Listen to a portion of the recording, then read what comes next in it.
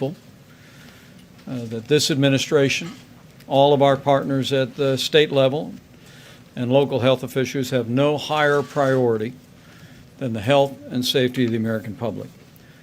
And at the President's direction, we will continue not only a whole-of-government approach, but as we'll discuss today, we'll continue to build on a whole-of-America approach to confront the coronavirus across the country. The health experts continue to confirm to us that based on the latest information, for the American people as a whole, the risk of serious illness remains low.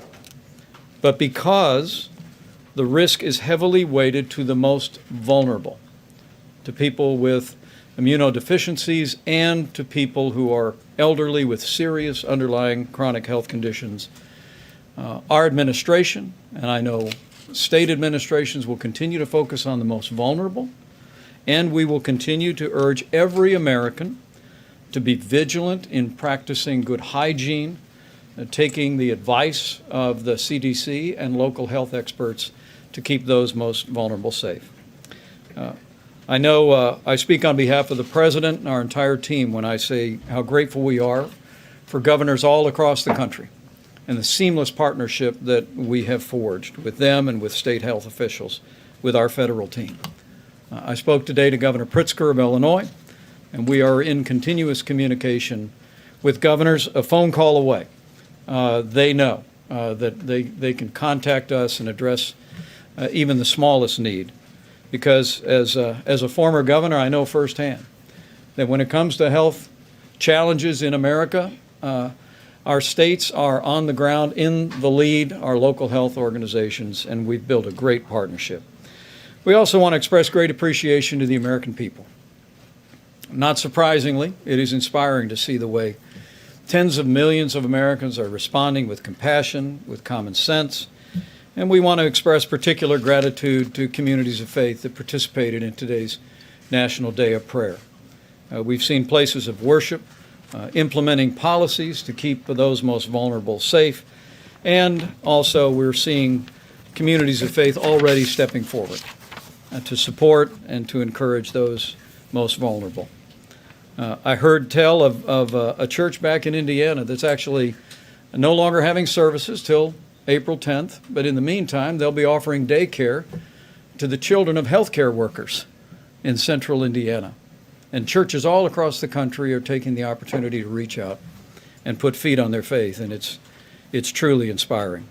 As the President mentioned today, he spoke today to leaders in the grocery store industry and where people buy our food, and we heard and we're reminded that America has the most efficient and effective supply chain in the world, and it's working just fine. As the President said, he received a commitment from those grocery store executives that stores will stay open throughout the days that lie ahead.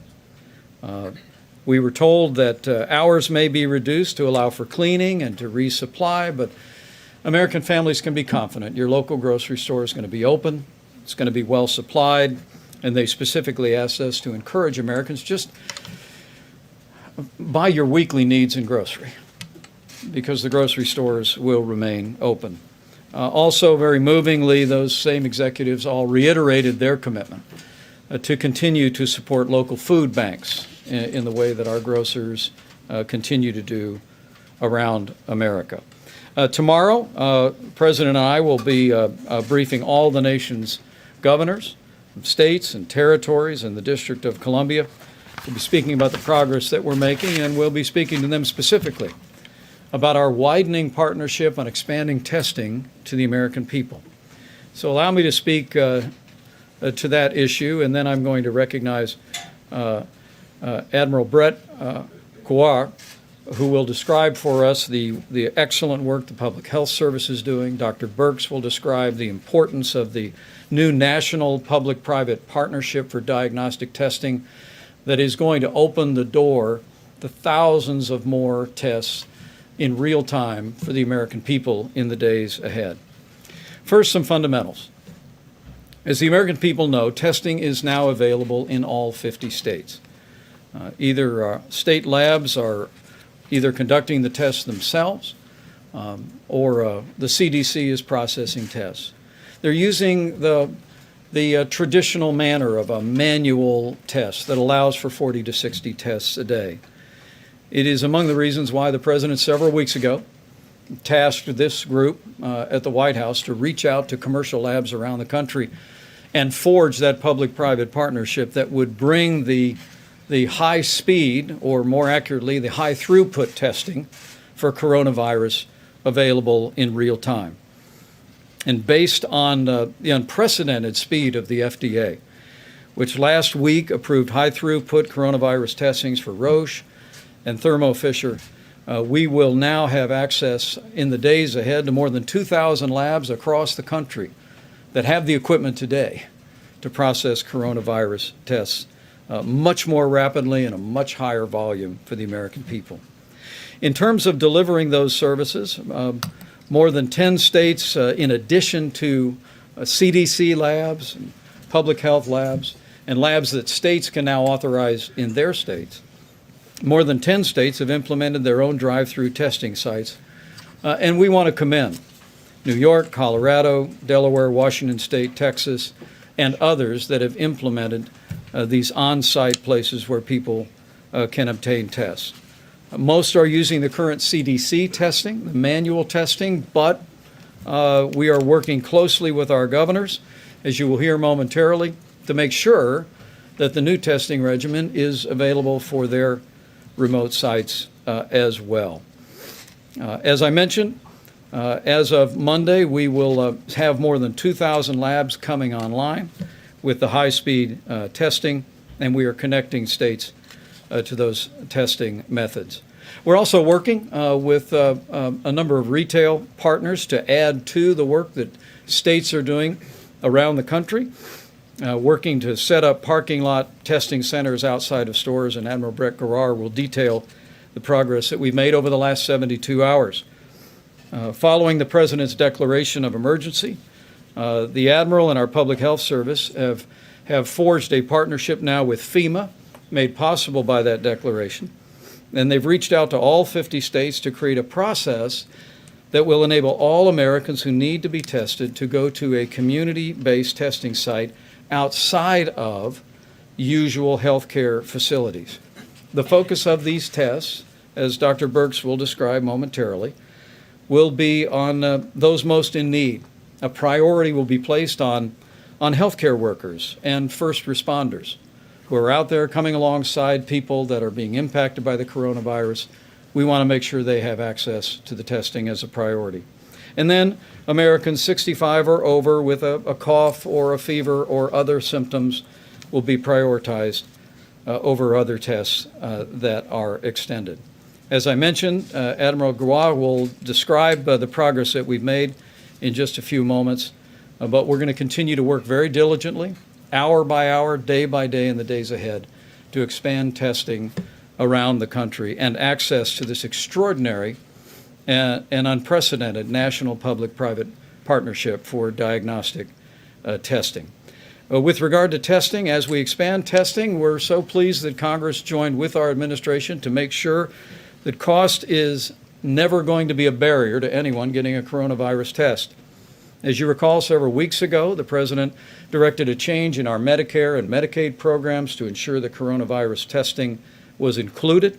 Health insurers were brought in. They all agreed to waive copays, but because of the good bipartisan work done in the House of Representatives, now all coronavirus testing is free, and it's free for every American, including uninsured Americans. And we continue to urge passage of the legislation that will be considered by the Senate this week. Let me say one final word about the testing issue.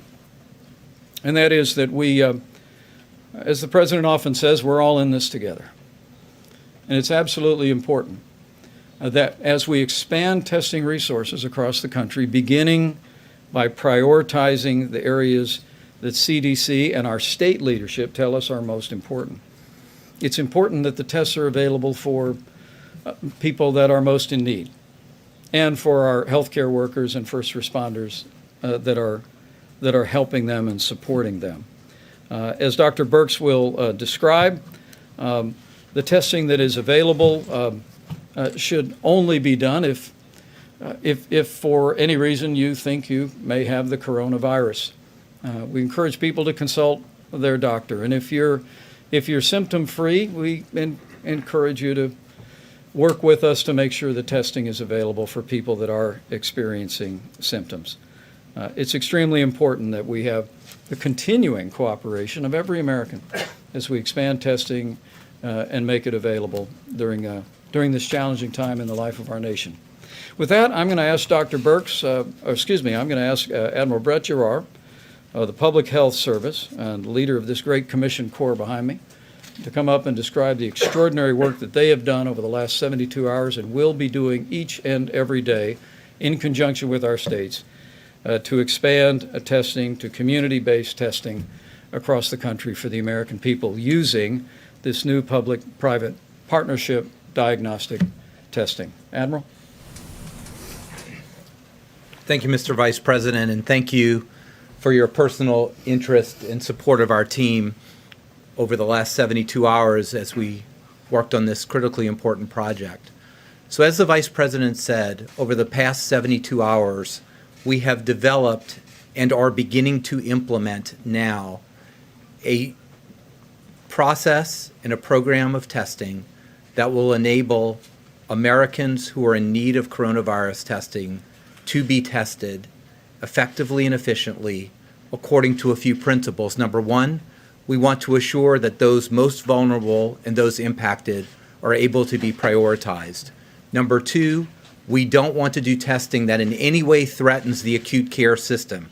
In other words, we don't want people going to hospitals and acute care clinics where, number one, they could infect other people or subject themselves to infections.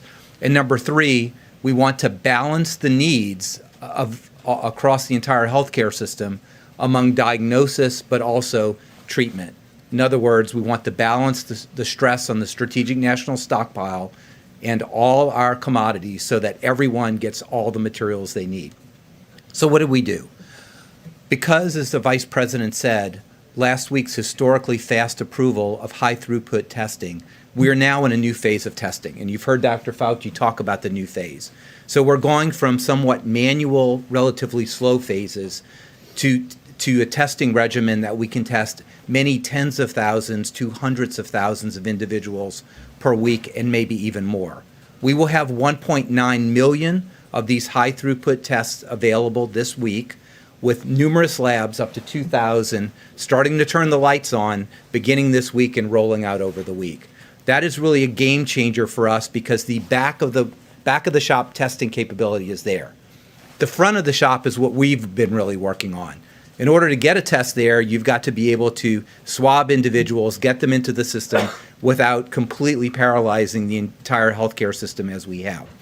So with the emergency declaration, this was very, very important to us because it really enabled the historically effective processes of working and empowering states, federally supported, state-led efforts through the normal FEMA mechanisms. So for the last 72 hours, representatives of FEMA from across the government and our commission corps have been working on joining the unique and unprecedented public health mission with the historically successful mission of distribution centers, places for distribution, the pod system of FEMA. Our public health service, we've already deployed over 1,000 officers in support of the coronavirus missions. That includes to the Diamond Princess, to the borders, to the quarantine stations, to the acute care settings where we're caring for nursing home residents in Seattle. So we have a very experienced group, and we brought these together. So what we've really designed and how we're working with the states, we have contacted all 50 states through the FEMA system, every single region, every single state, to understand where they are. As the Vice President said, some states are rolling out some of their own community-based testing. They need to be augmented. We believe we've created a model based on the public health and the FEMA system that is optimized, that can be used for drive-through or potentially walk-through, Each of these pod-based units, we believe, can screen 2,000 to 4,000 individuals a day for testing with all the appropriate personal protective gear, all the appropriate back end and linkage to the public health system, including testing. We know that we have the logistics to do that. We know we have the materials to do that. And again, this is federally supported, state-led efforts. Many states need the full meal deal. They want dozens or of public health service officers to work in protective gear to actually test. They need supplies like protective gear. They need swabs. They need the logistical supports. Other states only need a fraction of that. They may have all the personnel, but they really need the know-how, the template, and some of the gear that we provide. We are going to start implementing this system this week in a number of states, primarily those that are the hardest hit right now or are on the rise, and the CDC advises us that that's when they need the testing. I want to emphasize again that we're focusing on two very important groups, and you'll hear this said 3 or 4 different ways, and the groups that really can be the most impacted or impactful in our outbreak. Number one is healthcare workers and first responders. This is very important for 2 reasons. Number one, we have to take care of the healthcare workers and responders because when America needs them, they need to be available, healthy to provide the care that we all deserve. But it's also important that if they feel they have a risk of having contacted coronavirus, that we test them so they cannot spread that, for example, in long-term care facilities where the elderly are. And the second group would be the elderly. And we are classifying that according to risk as those 65 years of age or older who have a respiratory symptom and a fever of 99.6. That's a lower number than you've seen before because those who are older do not spike high fevers like children do, 104, 105. So you set the bar just a little bit lower. We do that because we know that they are high risk of bad consequences, and if they test positive, they can engage with their practitioner, telehealth provider, or get in the system to make sure they have just an outstanding outcome. So that is really where we are. We've made really unprecedented progress. You will see these sites rolling out progressively over the week. This is not make-believe. This is not fantasy. We've developed the model. We've talked to the states. We're focusing on specific locations now. We will start shipping gear, stuff tomorrow. We will start deploying officers tomorrow and Tuesday, and we'll begin seeing these sites, in addition to the ones that are springing up now, implemented during this week. We will have the capability of testing tens of thousands of additional people through these sites every week, in addition to all the capability that's now going to be distributed in the 2,000 laboratories in the major central core laboratories. And I know you have a number of questions that hopefully in the question and answer session we'll be able to answer for you. But I think this is just a great linkage. I'm a pediatric ICU doctor. I take care of sick people. I know what happens when you get respiratory illness. The Surgeon General is an anesthesiologist who takes care of people who have respiratory difficulties and manages that. So we know how this works. We've been there. The most important thing we've worked on right now is making testing accessible because of the advances of the FDA and private industry to make these high throughput tests. Now we can work on the front end. With the emergency declaration, we have all the tools, and all of government has really come together with industry, not just government and states. It's really been private industry, the manufacturers to bring the swabs, the personal protective gear, the laboratory testing, the shipping, the fronts with Walgreens and Walmarts working as potential sites. This has been something in my mind has been unprecedented. The entire society approach working so intensely over the past, certainly over the past weeks, but incredibly on this project over the past 72 hours. Thank you, Admiral. And let me say, we are moving out now that we have the public-private partnership with the major commercial labs. And now you have our public health team as well as FEMA moving out, connecting to the states to deploy these point of distribution community centers. We'll also be working closely with members of the media in individual jurisdictions, as well as we're working with Google and other tech companies to make sure that there's online resources where people will be able to readily access a questionnaire that will walk them through the symptoms and whether or not a test might be indicated, And also, in the days ahead, we look forward to that same website being able to direct people to the nearest community center or drive-through center that's available. But let me introduce Dr. Deborah Birx to speak about that patient experience and about the importance of the right people seeking the testing in the days ahead. Doctor? Thank you. Thank you, Mr. Vice President. Let me just start by recognizing the men and women of the military who are serving us every day. They are my brothers and sisters. I was privileged to serve alongside them for quite a long time. But critically, I just want to recognize at this moment the Public Health Commission Corps behind me. The Vice President, although he didn't speak to this, actually went to see them yesterday at the place where they were working so that we wouldn't disturb them, because of their level of dedication and work through the last really 48 hours nonstop. So thank you. Thank you for your work, and thank you for the work that you brought together, and thank you, Admiral, for explaining it so quickly. Let me just go back to the way laboratory work is done in the United States. I think all of you know, when you go to your doctor and you need a lab test, it is either done in your doctor's office or it's done in a lab that they send you to.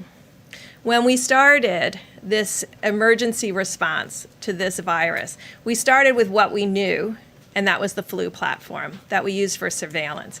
It wasn't set up in your doctor's office. It wasn't set up in our hospital laboratories. It was set up in state and local labs and at the CDC. Over the last 2 weeks, we've been working with the groups that have served you for decades, the commercial laboratories that you don't see, but your specimen goes to ensure they had the full capacity to meet the needs of the American people. Because it wasn't going to be 50 to 100 to 1,000 tests. It was going to be tens of thousands of tests that would be needed to be done. And so the last 2 weeks has been spent on really getting what you are used to, the full force of the clinical laboratories in service. At the same time, what you heard described here is how do we serve the needs of the people in the community, where they reside, where we know when we're talking about people with vulnerable conditions, immunosuppression, medical conditions, or the elderly, that we don't want them having to sit for long times in doctor's office and hospitals' waiting rooms. And you see what state and local governors have done to move past what we would normally do, a referral to your doctor's office and to your hospital, but really providing community-led services to provide this testing. What the federal government is doing is augmenting that, augmenting the innovation that existed in South Korea, brought here to the shores of the United States, and brought in our own novel way, but utilizing our healthcare delivery system, which is different than South Korea, and adapting our work to our system. So, to the hospitals and to the laboratories.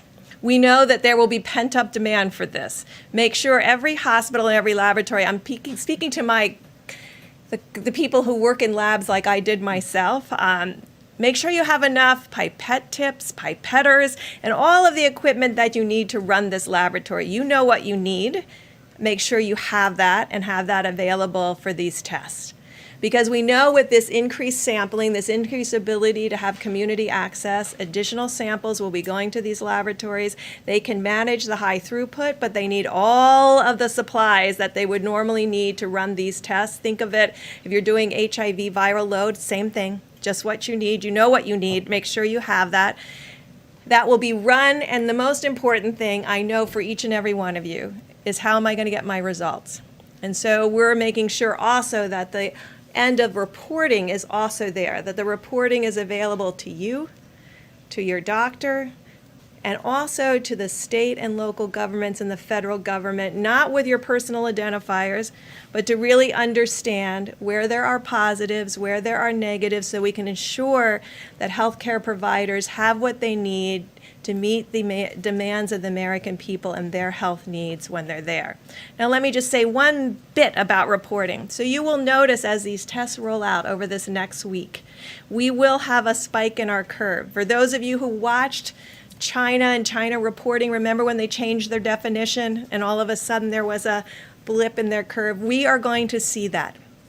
We are going to see a spike as more and more people have access. And I want to finish by again reminding people how important it is. I know everybody's going to want to go to these drive-thrus, But if we could prioritize, like we have asked you to prioritize the care of every person with a pre-existing condition and immunosuppression and the elderly with existing conditions, we've asked you to prioritize them, and we ask you to prioritize them in the lines, so that our first responders and our healthcare providers and everybody who has difficulty to get to doctors' offices can utilize this system while we bring all the other traditional systems that you are used to and have availability for you online over the next few days and weeks. So thank you for constantly reminding us how important it's a response of all of America for Americans.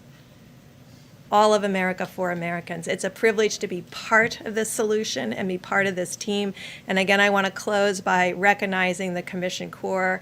They have spent, I'm not sure they had anything but pizza to eat for the last 2 days, but we appreciate greatly. Donuts. All right, don't follow their guidance.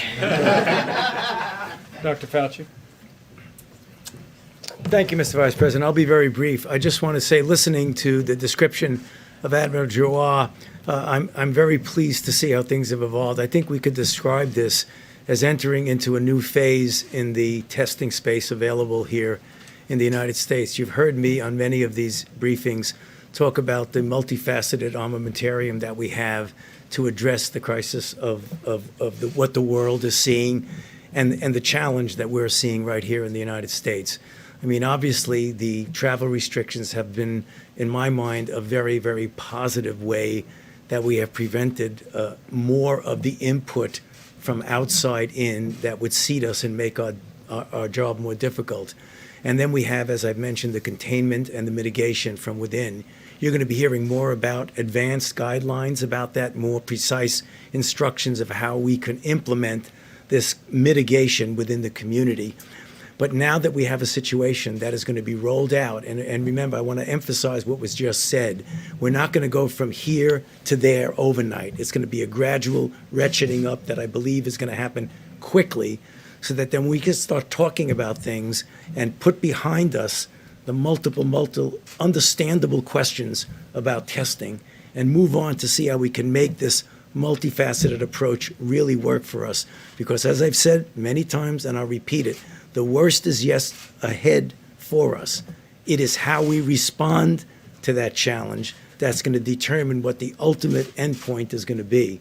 We have a very, very critical point now. If you look at the curves that I've described multiple times, this window that we're in is going to be very important for us to stay ahead of this curve. Thank you. Thank you, Dr. Stay close. Questions? Mr. Vice President, we've seen a number of communities across the country that are starting to either close restaurants, some are even doing curfews. Do you envision this happening kind of nationwide, where you'll see some rules come into effect saying, we don't want people out at places that are not essentially a Walmart or a grocery store of some kind or a testing center? And then also, I would be curious to see, we've also heard so many from travelers today that were coming back from these airports, people that were flying back, they were so concerned. I'm sure the Secretary will address it, but these folks that are wondering now, did they catch it because they were stuck waiting in line for hours and hours at customs? Your thoughts on that, sir? Well, we will have updated guidelines tomorrow morning for you that are being vetted now with CDC and all of our top healthcare experts. But what I would just recommend to the American people is to review those federal guidelines and know that we'll also respect and defer to decisions that are made by governors, by state health departments about what's best for that community. What my health care team, some of the best people in the world, tell me very regularly is that it's very important that you follow the data, you make decisions based on the circumstances that are taking place in that community. But we'll have more broad-based recommendations for the American public tomorrow. And let me say, I'm going to ask the Secretary to come up and speak about the screening issue. The President made a decision to suspend all travel from Europe that is underway now. And as of midnight Monday night, we will be suspending all travel from the UK and Ireland as well. But Americans may come home, but out of an abundance of caution, we are engaging in healthcare screenings at 13 different airports around the country. We're working diligently in that regard to put the safety of the American public first, and we're asking returning Americans to self-quarantine for 14 days if they've been in those countries, in Europe, and as of Monday, the UK and Ireland that are being impacted by the coronavirus. But the Secretary and I spoke this morning. I spoke with Governor Pritzker and Senator Richard Durbin of Illinois this morning about some challenges at O'Hare Airport, and I'm going to let the Secretary speak to how we are addressing those going forward. Mr. Secretary. Well, yesterday we began processing, again, the travel restrictions from passengers from the Schengen area, which totaled more than 40,000 passengers yesterday. So to give you an idea, in one day, we processed over half of the total number of individuals we have processed medical screening since February 2nd. So that is an enormous challenge that we have placed on our officers and contract medical staff at airports, and they are stepping up. But to be clear, the lines, again, that we saw overnight at a limited number of airports, including Chicago, are unacceptable. Acting Commissioner, CBP Commissioner Morgan also believes they're unacceptable and has personally engaged leadership at all 13 funneling airports. We did make the necessary adjustments at 12 of the funneling airports. However, again, at Chicago, those adjustments were not made quick enough, but we have course corrected. We've adjusted our processes, we continue to surge personnel, and we are certainly glad to see certain airports and certain airlines step up, partner with us, and help address this unprecedented situation. As I walked in here today, so far today, at all of our funneling airports, to include Chicago, we have an average wait time of 30 minutes. So we addressed the problem, we identified the problem, addressed it, and we have fixed it. And we look forward to, again, accommodating passengers this evening as well. I understand the frustration that some passengers who are returning to the U.S. might have with some of these procedures, but I would just say, and rest assured, that we are continuing our strict protocols of looking at individuals as they come into the country, make sure that they are medically screened, make sure that we are capturing the information for the public health officials, the state and local officials, and we'll continue to do that, and we've done that specifically at the President's request. Mr. Secretary, has there been any talks or any sort of shutdown of domestic air travel at all? Well, we continue to look at all options, and all options remain on the table to address, and we'll certainly adjust as the medical professionals at CDC address the medical situation. Good job. Mr. Vice President, Dr. Fauci this morning said that the federal government should do whatever it takes to increase Americans' social distancing and encourage that practice. He didn't rule out the possibility of a national lockdown. If Americans don't take those steps on their own, is that something that the federal government is prepared to do? And secondly, I'd also like to know, the president, we just heard him say Americans should relax. Why aren't we hearing more from him about what Americans can do as they are seeing this huge impact on their daily lives, whether it's at airports or at restaurants or other places around the country? Well, everything that the White House Coronavirus Task Force does is at the direction of the President of the United States. All the efforts of all federal agencies in cooperation with state governments and local health officials is reflective of the decisive leadership the President has brought this early on. It's important to remember that the President on January 31st suspended all travel from China. I said to Dr. Fauci, who I'll call up to address your other question in a moment, I said to Dr. Fauci today, as we look at Europe now being the epicenter of the coronavirus, that I asked him if we had not suspended all travel from China, what our circumstance would be, and he essentially said we'd be where Europe is today.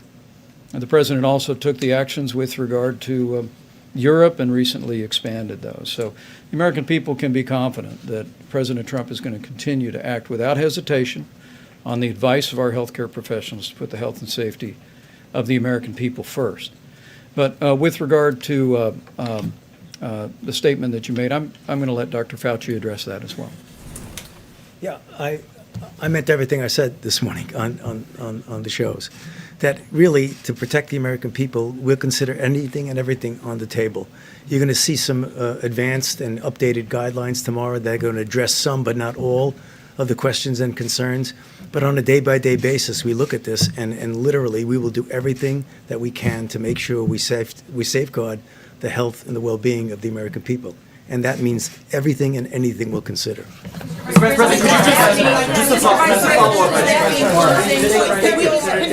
Dr. Fauci, could you give us some examples? You say anything, everything, like what? Like Like what Europe is doing? No bars, no restaurants? that could be, absolutely. I mean, that could be. But if new guidance is coming tomorrow, can you give us a more concrete Yeah, I idea don't right want. now? You must know what it is. What I don't want to do is I don't want to, jump ahead of the guidance. I promise you, let the guidance come out. We'll be here every day. I'll answer the question after the guidance. I promise you. Vice President. Mr. Vice President, how will people know where to get their test? Mr. Vice President, what is your plan to build more hospital beds so tens of thousands of Americans don't die? And how many more ventilators are you looking at ordering so people don't suffocate? Well, let me let the Secretary step up. I know that there's a long-term planning that takes place at HHS for those circumstances. And when I traveled to HHS yesterday, we reviewed all the numbers about stockpiles, everything from masks to ventilators to gowns. Mr. Secretary, you might just speak about capacity issues. And let me say, it's a very good question on your part. Right now, our focus as the White House Coronavirus Task Force is to have widespread testing across the country using this new partnership with our commercial labs that the President has forged, and work with states to make those tests available. We're also going to continue to work every single day to promote best practices for mitigation, working closely with and supporting state governments for decisions that they're making on mitigation to prevent the spread. But the whole issue of personal protective equipment and supplies and the capacity of our healthcare system is in the forefront of what we're talking about every day, and the Secretary can address it. Thank you very much. First, being here at the podium, I just want to especially talk about the people in blue behind me. These are the leaders of the United States Public Health Service Commission Corps that I am incredibly privileged to lead, over 3,000 of them, America's public health warriors. Whether it's going into the Eastern Congo or Western Africa to fight Ebola, or if it's staffing the nursing home in Kirkland, being on the World Health Organization team in China, or helping to facilitate community-based testing, these are America's public health heroes. And they rarely, in fact, I doubt that there has ever been a time in American history where the leadership of the Public Health Service Commission Corps has had the privilege of standing here on this stage behind the President and Vice President of the United States, and just wanted to commend that. In terms of our capacities in our healthcare system, any pandemic like this runs the risk of exceeding our healthcare system capacity. And we must acknowledge that. That is precisely why the President and Vice President's strategy is, as Dr. Fauci has repeatedly spoke, to delay and flatten the curve. The point of this is, instead of a spike of the curve, to delay and flatten that curve with the hope that you can keep the utilization of resources to be within the healthcare system's capacities. In addition to that, the entire point of our pandemic planning over the last 15 years has been to put extra flex into our healthcare system. That's why we have hospital preparedness grants that we fund every year through our preparedness program. That's why we have in our strategic national stockpile ventilators, field hospital units like MASH units, if you'll remember those, that have capacity for hundreds of individuals. In terms of supplies, obviously this is an unprecedented challenge, unprecedented.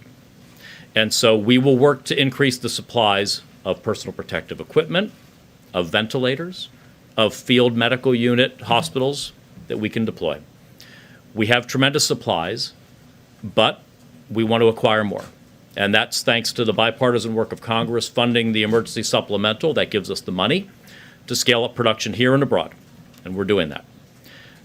We don't disclose concrete numbers on particular items for national security purposes, but we have many ventilators, thousands and thousands of ventilators in our system. We have received so far only, I think, one request for just several ventilators. One of the things in terms of hospital capacity that's going to be really important is a really good learning from China that we got from the World Health Organization team that went there, is if we have communities where we have enough capacity where we can put people who are positive with COVID-19 and have them be exclusively reserved for individuals who are positive for COVID-19. This reduces our need to try to protect patients from other patients because they're all positive already. We need to protect our healthcare workers and our service workers in those facilities.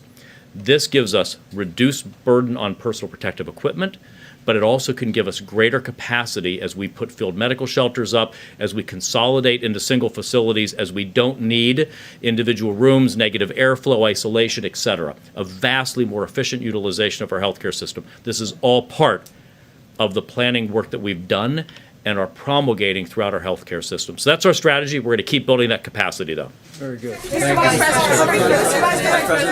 President, Consider using the military. Go ahead. Mr. Vice President, you talked briefly about trying to make information more accessible online. So can you give us a timetable for when you think a website will be available based on your conversations with Google? And secondly, and this might be to the broader team, can you also talk specifically about how many of these tests have been sent out to states and how many you still have to send out? Well, let me say that we're working with Google, but we're working with many other tech companies, and we're truly grateful for the efforts of tech companies in disseminating best practices and guidance for citizens online all over the country today. Those resources are available, and we literally heard not only from Google but from Facebook and Amazon, and the public spiritedness that's been reflected there. Is a credit to those great companies and a credit to all the dedicated Americans who work there. Our best estimate, and literally the team has been working around the clock since Friday, is that at some point early in the week that we will have a website that goes up, the purpose of which will be for people to go and first fill out a questionnaire so that they can identify whether they fall in the category that Dr. Birx described would indicate the need to have a test. And then once they go through that questionnaire, then our objective is, as more and more of these sites come online, run by state governments, working in cooperation with our team, our public health service team, and FEMA, and also working in cooperation with local businesses and retailers, that people will know how to not only find it, but also the objective would be for them to literally be given a time that they can go and report for the test. But let me let the Admiral speak to the timing on the testing and unpack that for you.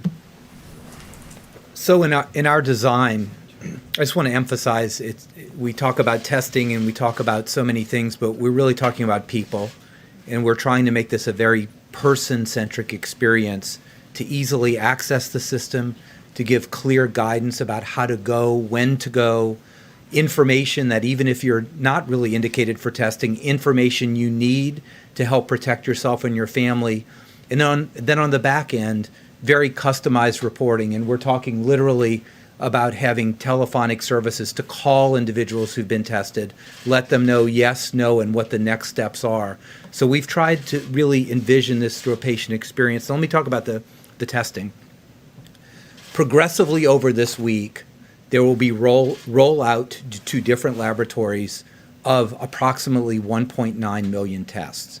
There are many centralized laboratories, the behind the curtain that you never see after you give your blood, and you saw some of the CEOs in the Rose Garden last week, like Quest and LabCorp, that are fully able, ready to run. They have been testing already, but fully able, ready to run within the first part of this week, the very high throughput testing. The 2,000 laboratories that are around the country that have a different platform, one that's amenable to so many labs, not the big, hugest, highest output, but very high throughput laboratories, are progressing. They have to adapt the test slightly to the machines and get used to this. They will start lighting up Monday, Tuesday, Wednesday, Thursday. I can't give you the precise timeline, except it has been an absolute priority of the laboratory associations, of Thermo Fisher, the company that made this test. You heard the president predict that it might be approved within 24 hours on Friday. I think it was 5 hours after that, in the middle of the night, that the FDA approved that. And that's the one that's going to be widely disseminated, high throughput, that's going to be available. So I know you want a specific time when these will light up progressively over the week. When that happens, there will be a centralized opportunity, like in the Quest and the LabCorp. There will also be distributed opportunities, like in all the major hospital systems and labs that are in your area. And then that number of 1.9 million goes up dramatically in the weeks coming forward. I'm not going to say that the lab testing issue is over, because it's not. It's entering the next phase. But the much higher priority now is, now that we have the testing available, how do we get people into the system to be tested in the appropriate prioritized way? And that's what we've really been focused on. Information, website, points of distribution model that are tried and true, enabling the states, providing them with equipment, supplies, know-how, and Commission Corps officers as needed to help man these or staff these as we move forward. So you'll see this rapidly developing over the week. All right, guys, last question. Mr. Vice President, are you considering domestic disasters? Mr. Vice President, market futures are down despite the dramatic move from the Fed that the President applauded, which suggests that there's still concern about that we haven't done enough to respond to the economic impact of this deal, or of the coronavirus. I'm wondering when specifically we're going to hear from the White House about how you're going to impact or help impacted industries, from the airlines, the cruise ships. And secondly, I wanted to talk about the legislation that came out. The White House fought to exclude workers at larger corporations from paid sick leave. And so I'm wondering what you say to somebody who flips burgers at McDonald's or works at one of these large chains that's worried about staying home and potentially missing a paycheck. Well, first, let me say we strongly support the House legislation, which, while it gives some flexibility to small businesses, which will be reflected in the regulations going forward, no American worker should worry about missing a paycheck if they're feeling ill. And if we can't say often enough to our fellow Americans, if you're sick with a respiratory ailment, stay home. And as you've heard here today, over the course of this next week, we're going to see testing become much more widely available, beginning in the areas the CDC will focus us as the highest priority. But working with members of Congress, we've made sure that not only is testing free, but we have every confidence that the extension of paid and family leave to Americans will be extended in a way that should give every American that confidence. And let me say, with regard to the economy as a whole, I think the Treasury Secretary has been working very diligently on the President's behalf. We had the supplemental $8.3 billion bill. The House has now acted on important legislation that we fully support, and we hope the Senate takes it up this week. But whether it be the airline industry or the cruise line industry or the hotel industry, as the Secretary said recently, we are in just the first few innings of this effort. And the President has directed us to bring the full weight of the federal government to bear to confront this crisis, first and foremost on behalf of the health and safety of the American public, but strengthening our economy, ensuring that those vital industries will be able to find their way through and grow strongly once this coronavirus has passed will be a priority. And we're already in discussions with members of Congress in both parties about that next phase of the support. But let me say as I close, we will be back in the morning tomorrow for a briefing, and also we'll have a health briefing in the afternoon. But again, I know I speak on behalf of the President when I say how grateful we are for all the governors in the country, for all the local health officials, everyone that's coming alongside Americans. We encourage every American to continue to use best practices and common sense, even if you're not in a high-risk category, as the vast majority of Americans are. Remember those people around you who may well be. Remember those seniors with underlying health conditions. It's the reason why you need to keep washing your hands. You need to keep practicing good hygiene, cleaning those counters and surfaces to make sure that we don't convey the coronavirus to them. And finally, let me also just let me add to all the wonderful accolades of the public health service personnel behind me. These are all heroes. And I have to tell you, having been over at HHS yesterday, having seen the way these people drop everything and are rolling into this effort to expand testing across the country, it'll be these people in these blue uniforms that you see at an awful lot of these points of distribution, these community centers around the country. And for all they're doing today, for all each one of them done throughout their career, I know they have the thanks of this president, his vice president, and the American people. How You say Americans shouldn't be concerned about missing a paycheck. Why How can you say exempt that? companies?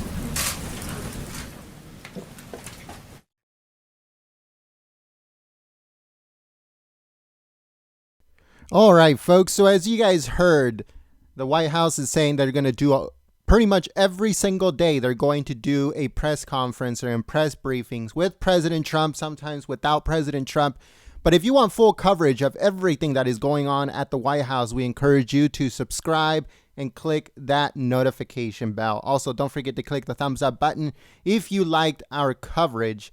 Thank you so much to everyone that was sharing the live stream on social media. Also, thank you so much to everyone that supported us through either Super Chat or through membership. So let's give everyone a shout out that is helping us out, because right now, as you guys can see, there's a lot of suppression going on. There's a lot of YouTube trying to